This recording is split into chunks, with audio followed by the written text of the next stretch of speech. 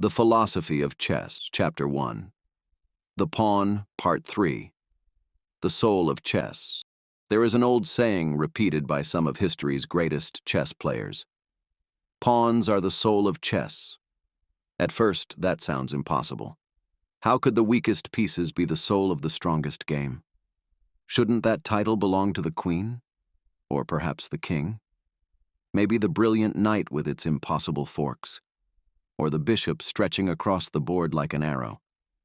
But the more you study chess, the more you realize those masters were telling the truth.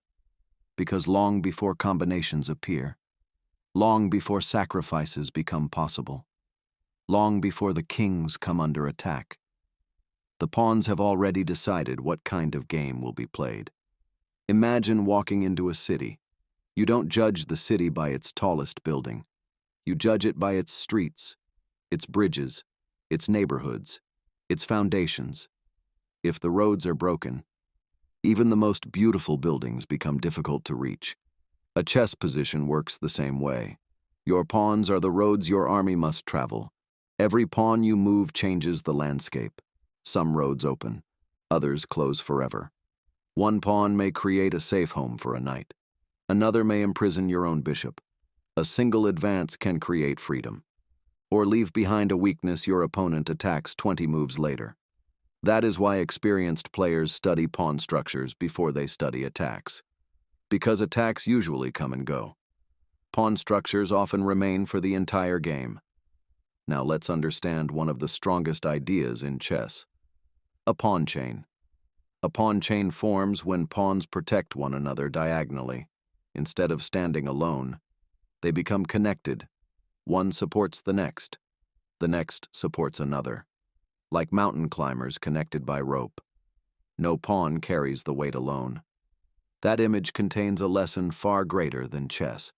The strongest people rarely succeed entirely by themselves. Every great achievement stands on invisible support.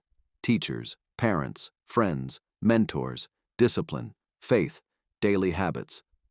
People often celebrate the person standing at the top of the mountain. Few stop to notice the chain that made the climb possible.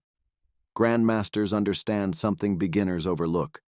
When attacking a pawn chain, don't always attack the front. Attack the base. Remove the foundation, and everything above it begins to collapse. Life follows the same principle. Most problems are symptoms. Few people search for the cause. They treat stress, without changing the habits creating it. They repair relationships, without repairing communication. They chase motivation, while ignoring discipline. Attack the root, not the leaves. Another structure every player must recognize is the isolated pawn. An isolated pawn has no friendly pawn on either side to protect it. It stands alone. Sometimes that pawn becomes a weakness. The opponent attacks it repeatedly. Pieces become tied down defending it. But something interesting happens. An isolated pawn often creates open lines for the pieces behind it. The player may gain activity in exchange for accepting a long-term weakness. Chess rarely asks, "Is this good or bad?" Instead, it asks, "What did you receive in return?" That question changes everything. Every decision has a cost. Every decision has a reward. Stay up late. You gain more time tonight. You lose energy tomorrow. Spend money. You gain something now. You lose future options. Avoid difficult conversations. You gain temporary comfort. You lose long-term peace. Nothing in chess is free. Nothing in life is either. Every move is an exchange. The strongest players aren't searching for perfect positions. They're searching for positions where the exchange favors them. That is strategy, not avoiding sacrifice, understanding it. The pawn continues teaching us the oldest lesson on the board. Every step changes the future. Every structure creates possibilities. Every weakness creates opportunities. The question is never whether your position is perfect. The question is whether you understand the position you've created.